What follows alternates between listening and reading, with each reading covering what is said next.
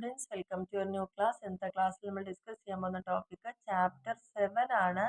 Opportunities എന്താണ്, ഇതിൽ face ചെയ്യുന്ന ചലഞ്ചസ് എന്തൊക്കെയാണ്, ഡിജിറ്റൽ മാർക്കറ്റിങ്ങിൽ എന്തൊക്കെ എത്തിക്കൽ ഇഷ്യൂസ് നമ്മൾ ഇതുമായിട്ട് ബന്ധപ്പെട്ട് ഫേസ് ചെയ്യേണ്ടതായിട്ട് വരും. അങ്ങനെ 3 ടോപ്പിക്കാണ് ഈ ഒരു ചാപ്റ്റർ എന്ന് പറയുന്നത്.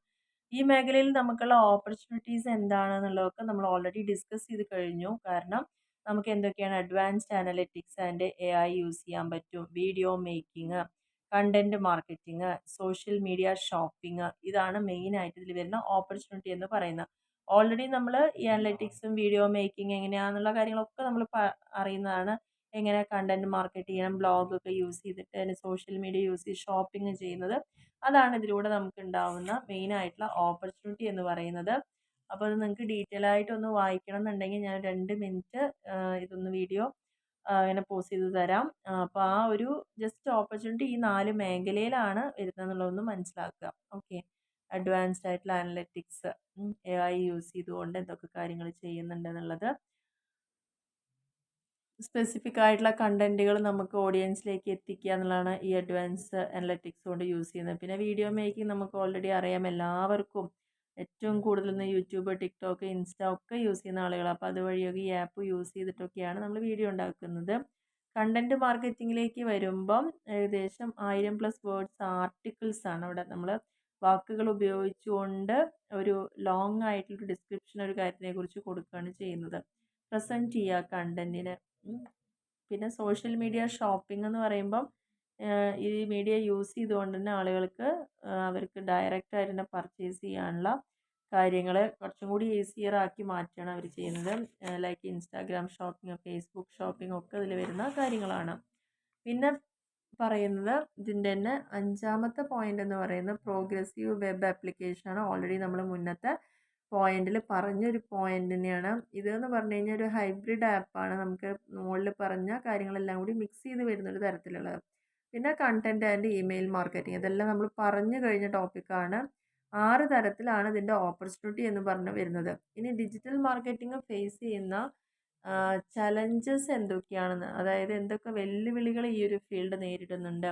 ഒന്ന്, പ്രധാനമായിട്ടും നമുക്കിവിടെ കിട്ടുന്ന ഡാറ്റാസ് പ്രൈവറ്റായിട്ട് കീപ്പ് ചെയ്യാൻ അല്ലെങ്കിൽ സെക്യൂർഡ് ആക്കി വെക്കാൻ നമുക്ക് പറ്റിക്കൊള്ളുന്നില്ല. പിന്നെ ആഡ് ബ്ലോക്കേഴ്സ് വരാം ചിലപ്പം, കാരണം ചില ആഡിനെ ബ്ലോക്ക് ചെയ്യുന്ന തരത്തിലുള്ള കാര്യങ്ങൾ. പിന്നെ banner blindness, many individual either employ and filter application or skip ചെയ്യാറ്. അവർ സാധാരണ പോപ്പപ്പ് ആഡ്സ് നമ്മളിപ്പോൾ കണ്ടുകൊണ്ടിരിക്കുമ്പോൾ പെട്ടെന്ന് മുകളിൽ കൂടെ ഒരു ആഡ് വന്ന് അങ്ങോട്ട് കുറച്ച് നേരം നമ്മളുടെ അറ്റൻഷൻ തിരിക്കുന്ന രീതിയിൽ വരിക. അപ്പോൾ അത് എൻഗേജ് ചെയ്യുന്ന ആ ഒരു സംഭവങ്ങൾ എങ്ങനെയൊക്കെയാണ്, അപ്പോൾ അത്തരത്തിലുള്ള ബുദ്ധിമുട്ടുകളൊക്കെ ഓഡിയൻസ് ഉണ്ടാവുന്നുണ്ട്. കോൺസ്റ്റൻ്റ് ആയിട്ട് ചേഞ്ച് ചെയ്തുകൊണ്ടിരിക്കുന്ന അൽഗോരിതംസ് നമ്മൾ വയ്ക്കുക. ആൻഡ് ഹൈ കോമ്പറ്റീഷൻസ് ഉണ്ട് ഈ ഒരു ഫീൽഡിൽ. മാർക്കറ്റ് സാച്ചുറേഷൻസ്, അതായത് ഒരു പ്രൊഡക്റ്റിനും എല്ലാ കാലത്തും ടോപ്പായി പോകാൻ പറ്റില്ല, അപ്പോൾ അതിനനുസരിച്ചുള്ള മാറ്റങ്ങൾ അവിടെ കൊണ്ടുവരിക എന്നുള്ളതാണ്. പിന്നെ പുതിയ പുതിയ ടെക്നോളജി വരിക, അപ്പോൾ അതിനോട് ഇൻ്റഗ്രേറ്റ് ചെയ്ത് പോകാൻ ചിലപ്പോൾ നമുക്ക് സാധ്യമായിക്കൊള്ളുന്നില്ല. അപ്പോൾ ഇത്രയാണ് ഈ ഒരു മേഖല നേരിടുന്ന വെല്ലുവിളികൾ അല്ലെങ്കിൽ ചലഞ്ചസ് എന്ന് പറയാം.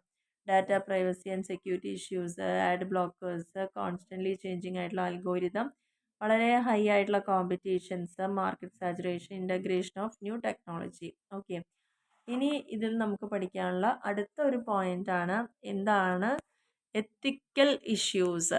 അതായത് ഡിജിറ്റൽ മാർക്കറ്റിംഗ് ഫേസ് ചെയ്യുന്ന നമ്മുടെ സദാചാരവുമായി ബന്ധപ്പെട്ട് വരുന്ന പ്രശ്നങ്ങൾ എന്തൊക്കെയാണുള്ളത്. മെയിൻ പ്രശ്നം ഇത് തന്നെയാണ്, ഡാറ്റ പ്രൈവസി ഇല്ല, സെക്യൂരിറ്റി ഇഷ്യൂസ് ഉണ്ടാവാനുള്ള സാധ്യത വളരെ കൂടുതലാണ്. നമുക്കൊരു ഉറപ്പും പറയാൻ പറ്റില്ല നമ്മുടെ ഡാറ്റ ഒക്കെ സേഫ് ആണെന്നോ, അതല്ലെങ്കിൽ അത് കൃത്യമായിട്ട് ആർക്കും ഹാക്ക് ചെയ്യാൻ പറ്റില്ല, ഒന്നും നമുക്കവിടെ പറയാൻ പറ്റുന്നില്ല.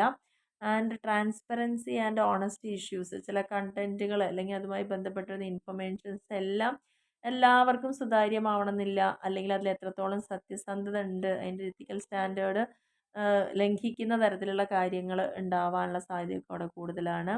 ആൻഡ് ഇൻഫ്ലുവൻസർ മാർക്കറ്റിംഗ് ആണ് വേറൊരു എത്തിക്കൽ ഇഷ്യൂ എന്ന് പറയുന്നത്. നമ്മൾ ഏതൊരു കാര്യവും ഒരു ഇൻഫ്ലുവൻസറെ യൂസ് ചെയ്തുകൊണ്ട് പ്രൊമോട്ട് ചെയ്യുമ്പോൾ ആ വ്യക്തി എത്രത്തോളം വിശ്വസ്തനാണ് എന്നതിനെ ബേസ് ചെയ്തിരിക്കുന്നുള്ളതാണ് പറയുന്നത്.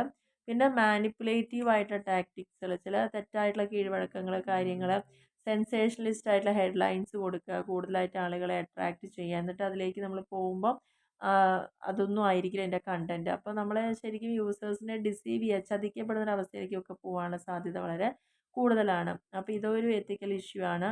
പിന്നെ വൾണറബിൾ ആയിട്ടുള്ള ഓഡിയൻസസിനെ എക്സ്പ്ലോയിറ്റ് ചെയ്യുക കൂടുതൽ. അതായത് മാർക്കറ്റിംഗ് പ്രാക്ടീസസിൽ ഫോക്കസ് മെയിനായിട്ട് കൊടുക്കുന്നത് പോപ്പുലേഷൻ റിലേഷൻസിനെ ബേസ് ചെയ്തുകൊണ്ടാണ്.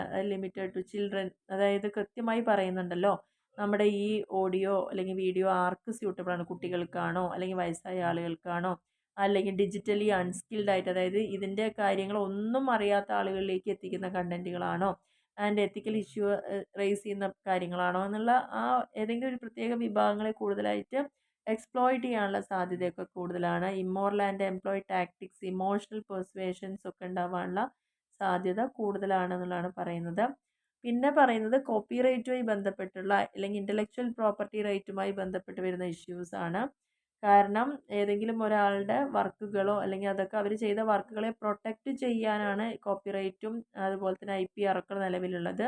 അതിനെ തന്നെ അപഹരിച്ച് നമ്മൾ നമ്മുടേതാക്കി ഓൺ കണ്ടന്റ് ആക്കി മാറ്റുന്നൊരവസ്ഥ, പ്ലാജിയാരിസം, പല സ്ഥലത്തുനിന്നും കോപ്പി പേസ്റ്റ് ചെയ്യുന്നൊരു സിസ്റ്റംസ്, അപ്പോൾ അത്തരത്തിലുള്ള പ്രശ്നങ്ങളൊക്കെ ഉണ്ടാവാനുള്ള സാധ്യത കൂടുതലാണ്. പിന്നെ വരുന്നത് എൻവയോൺമെൻറ്റൽ ആൻഡ് സോഷ്യൽ റെസ്പോൺസിബിലിറ്റി ആണ്. അതായത് മേക്കിംഗ് എറൻഡ് ആൻഡ് ഓവർ സ്റ്റേറ്റിംഗ് ആയിട്ടുള്ള സ്റ്റേറ്റ്മെൻറ്റ്സുകൾ, എക്കോ ഫ്രണ്ട്ലിനെസ് മെയിനായിട്ട് നമ്മൾ ഇമ്പോർട്ടൻസ് കൊടുക്കുക, advertising strategies that are narrow minded ആയിട്ടുള്ള കാര്യങ്ങൾ and aggravate the status. Brand, നമ്മൾ എന്ത് ബ്രാൻഡിനെ പ്രൊമോട്ട് ചെയ്യണോ അത് നമ്മൾ ഉറപ്പ് വരുത്തണം അതിൻ്റെ മാർക്കറ്റിംഗ് സ്ട്രാറ്റജി നമ്മുടെ സമൂഹത്തിനും പ്രകൃതിക്കൊക്കെ വിരുദ്ധമായതല്ല എന്ന് ഉറപ്പ് വരുത്താനുള്ളൊരു ബാധ്യത നമുക്കിവിടെ ഉണ്ട്. അല്ലെങ്കിൽ അത് എത്തിക്സിന് അഗെയിൻസ്റ്റ് ആയിട്ട് മാറുന്നു എന്നുള്ളതാണ് പറയുന്നത്. അപ്പോൾ ഈ ഒരു ചാപ്റ്ററിൽ നമ്മൾ 3 കണ്ടന്റുകളാണ് പറഞ്ഞത്. ഒന്ന്, ഓപ്പർച്യൂണിറ്റീസ് എന്താണ് ഡിജിറ്റൽ മാർക്കറ്റിങ്ങിൽ, എന്തൊക്കെ ചലഞ്ചസ് ഫേസ് ചെയ്യുന്നുണ്ട്, ഏതൊക്കെ തരത്തിലുള്ള ethical issues digital marketing face ചെയ്യുന്നുണ്ടെന്നുള്ളത്.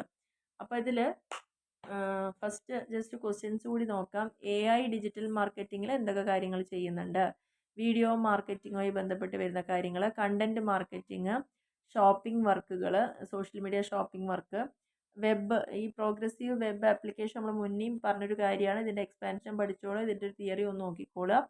And digital മാർക്കറ്റിങ്ങിലെ privacy vice വരുന്ന ചലഞ്ചസ് എന്തൊക്കെയാണ്, പിന്നെ ആൽഗോരിതം ഇടയ്ക്കിടയ്ക്ക് ചേഞ്ച് ആവുന്നുള്ള പ്രശ്നങ്ങൾ, ആൻഡ് ഈ ഒരു ആപ്ലിക്കേഷൻസിന് എക്സാമ്പിൾ കൊടുക്കാൻ വേണ്ടി പറഞ്ഞിട്ടുണ്ട്. ഇത്രയൊക്കെയാണ് ആദ്യത്തെ സെക്ഷനിൽ വരാവുന്ന ക്വസ്റ്റ്യൻസ്.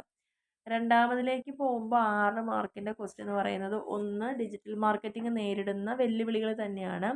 പിന്നെ പ്രൈവസി ആൻഡ് സെക്യൂരിറ്റി ഇഷ്യൂസ് എന്തൊക്കെ തരത്തിലുണ്ടാവാം, ഇതുമായി ബന്ധപ്പെട്ടും ചോദ്യം വന്നിട്ടുണ്ട്. 10 മാർക്കിന് എസ്സേ ചോദിക്കുക എന്ന് പറഞ്ഞാൽ മെയിനായിട്ട് ഡിജിറ്റൽ മാർക്കറ്റിൻ്റെ ഓപ്പർച്യൂണിറ്റീസ് എന്തൊക്കെയാണ്, അപ്പോൾ അതിൽ ഒരു 6 പോയിന്റ് നമ്മൾ എക്സ്പ്ലെയിൻ ചെയ്യാം.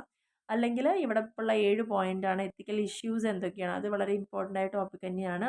ആ 7 പോയിന്റ് എക്സ്പ്ലെയിൻ ചെയ്താണ് ഇതിന്ന് വരാൻ ചാൻസ് ഉള്ള എസ്സേ ക്വസ്റ്റ്യൻ എന്ന് പറയുന്നത്. അപ്പോൾ ഇത്രയേ ഉള്ളൂ നമ്മുടെ 7ാമത്തെ ചാപ്റ്റർ. അപ്പോൾ ഇതോടെ നമ്മൾ വീഡിയോ സ്റ്റാർട്ട് ചെയ്യുമ്പോൾ പറഞ്ഞിരുന്നു ഡിജിറ്റൽ മാർക്കറ്റിങ്ങിൽ 4 മൊഡ്യൂളുകളാണ്. ഓരോ മൊഡ്യൂളിലും ഡിഫറെൻറ്റ് ചാപ്റ്റേഴ്സ് വരുന്നുണ്ട്. അപ്പോൾ നമുക്കിപ്പം 7 ചാപ്റ്റർ ഇവിടെ കംപ്ലീറ്റ് ആയി. ദാറ്റ് ഈസ് ഫസ്റ്റ് മൊഡ്യൂൾ ഇപ്പോഴാണ് നമ്മുടെ കംപ്ലീറ്റ് ആയിരിക്കുന്നത്. ഇതാണ് ഫസ്റ്റ് മൊഡ്യൂൾ. ഓക്കെ, അപ്പോൾ വരുന്ന അടുത്ത ദിവസങ്ങളിൽ ഒരൊറ്റ ദിവസത്തിൽ തന്നെ സെക്കൻഡ് മൊഡ്യൂൾ ചെയ്യാം, ഞായറാഴ്ച. അത് കഴിഞ്ഞ് മൺഡേ നമുക്ക് തേർഡ് മൊഡ്യൂള്, ചൊവ്വാഴ്ച ആകുമ്പോഴേക്കും നമുക്ക് ഫോർത്ത് മൊഡ്യൂളും കൂടി. കാരണം നിങ്ങൾക്ക് ബുധനാഴ്ചയാണ് എക്സാം വരുന്നത്. അപ്പോൾ അതിൻ്റെ മുന്നിൽ മാക്സിമം ഇനി വരുന്ന ഓരോ മൊഡ്യൂളുകളിലും 4 ചാപ്റ്റർ വീതം വരുന്നുണ്ട്. പക്ഷേ ഓൾമോസ്റ്റ് നിങ്ങൾക്ക് പെട്ടെന്ന് ക്യാച്ച് ചെയ്യാൻ പറ്റുന്ന ചില ടോപ്പിക്കുകൾ കൂടിയാണ്. അപ്പോൾ ആ രീതിയിൽ തന്നെ അത് പഠിക്കുക, റിപ്പീറ്റേഷൻ ഒഴിവാക്കുക. ഒരുപാട് പോയിന്റുകൾ ഇപ്പോൾ തന്നെ നമുക്ക് നോക്കിയപ്പോൾ മനസ്സിലായി, ഓരോ ഭാഗങ്ങളിലും റിപ്പീറ്റ് ചെയ്ത് വരുന്നുണ്ട്. അപ്പോൾ ആ പോയിൻ്റൊക്കെ ഒരു തവണ പഠിച്ചു വെച്ചാൽ മതിയാവും. അതെവിടെയൊക്കെ നമ്മൾ ഉപയോഗിക്കണം എന്നുള്ള കാര്യങ്ങളൊന്ന് മനസ്സിലാക്കി വയ്ക്കുക. അപ്പോൾ അതോടുകൂടി നമ്മുടെ ഫസ്റ്റ് മൊഡ്യൂൾ ഇപ്പോൾ ഇവിടെ കംപ്ലീറ്റ് ആയിട്ടുണ്ട്. അപ്പോൾ എന്തായാലും ഇങ്ങനെ ചെയ്യുന്ന വീഡിയോസ് നിങ്ങൾക്ക് ഹെൽപ്ഫുൾ ആണ് എന്ന് വിചാരിക്കുന്നു. തീർച്ചയായിട്ടും ഓരോ വീഡിയോസ് കാണുകയാണെന്ന് വെച്ചാൽ നിങ്ങളുടെ ഒരു ലൈക്കും ഷെയറും കമൻറ്റും ഒക്കെ നമുക്ക് ആവശ്യമുള്ളത് തന്നെയാണ്. സബ്സ്ക്രൈബ് ചെയ്യാത്ത ആൾക്കാരെ തീർച്ചയായിട്ടും സബ്സ്ക്രൈബ് ചെയ്യുക, അതേപോലെ തന്നെ സപ്പോർട്ട് ചെയ്യുക. Okay, thank